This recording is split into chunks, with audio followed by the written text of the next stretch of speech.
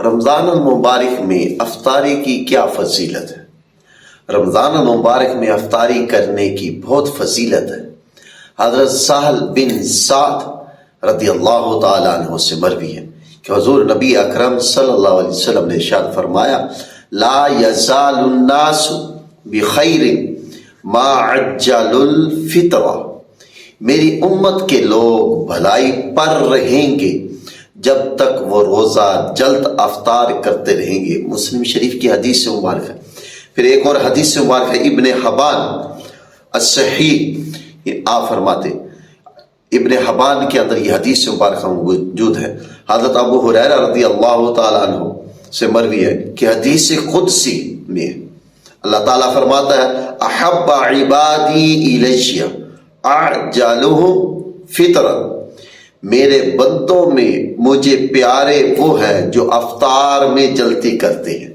یعنی رب فرماتا ہے حدیث قدسی کہ میرے بندوں میں مجھے پیارے وہ ہیں جو افطار میں جلدی کرتے ہیں۔ اور حضرت یعلا بن مرہ سے روایت ہے کہ حضور نبی اکرم صلی اللہ علیہ وسلم نے ارشاد فرمایا کہ اللہ تعالیٰ کو 3 چیزیں پسند ہیں۔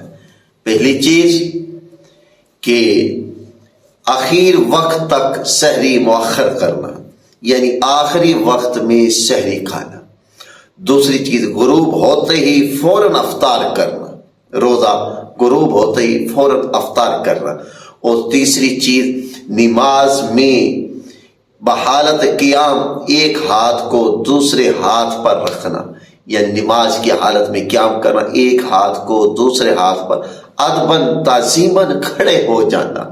گویا معلوم ہوا کہ رمضان المبارک میں بر وقت روزہ افطار کرنا نہ صرف بے شمار فضائل ہے اور روحانی فیوز و برکات کا حامل ہے، بلکہ اس وقت کی فضیلت یہ ہے کہ حضرت عبداللہ بن عمر بن عاص سے مروی ہے کہ حضور نبی اکرم صلی اللہ علیہ وسلم نے ارشاد فرمایا کہ افطار کے وقت روزہ دار کی دعا کو رد نہیں کیا جاتا۔ ابن ماجہ کے اندر یہ حدیث مبارکہ موجود ہے۔